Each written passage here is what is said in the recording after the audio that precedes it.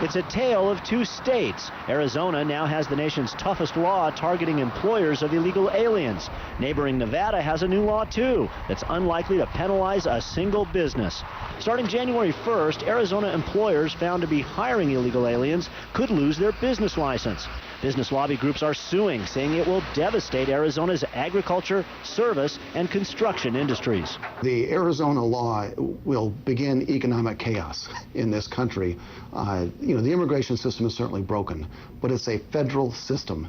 And the Constitution says we're supposed to have a federal uniform system of naturalization. Instead, there's now a hodgepodge of 19 different state laws targeting employers of illegal aliens. I think it's fair to say there's a lot of frustration at the state level. States provide for their education, health care, law enforcement, and there's a lot of potential costs incurred when the federal government doesn't do its job. Nevada's new employer sanctions law took effect October 1st, but one of the law's co-sponsors says it's a watered-down, ineffective version of a bill she originally introduced. It really went after the employers more. They had to pay a fine as well as lose their business license. Koivisto says the bill was changed after complaints from Hispanic lawmakers. Now it calls for an unspecified fine only against employers of illegal aliens that, quote, willfully, flagrantly, or otherwise egregiously violate federal law. That's nearly impossible to prove. Do you think anyone's actually going to get fined? I wouldn't hold my breath. Although illegal aliens make up about 7% of southern Nevada's population, according to a UNLV study, there's no rush to solve the problem. I think we have a thriving economy that is based on people not asking too many questions. We know also that many of unauthorized workers are in construction.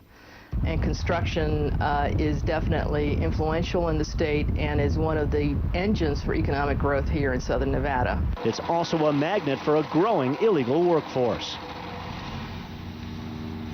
Assemblywoman Koivisto says she's very frustrated by Nevada's inability to crack down on employers of illegal aliens. Even more frustrating, Lou, is the fact that Nevada's state legislature only meets for 4 months every other year. So businesses who hire illegal aliens in this state are going to get a free pass from state sanctions until at least mid-2009. Yeah, I think we can say straightforwardly, in the state of Nevada, and I say this knowing we're going to be here for some number of other days, the state has given illegal immigration a free pass. It's giving law and order a bad name.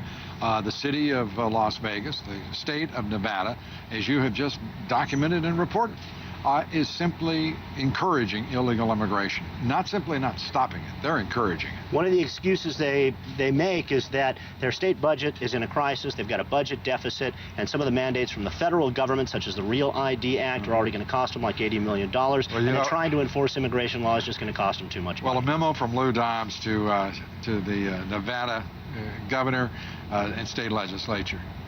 You're not kidding anybody.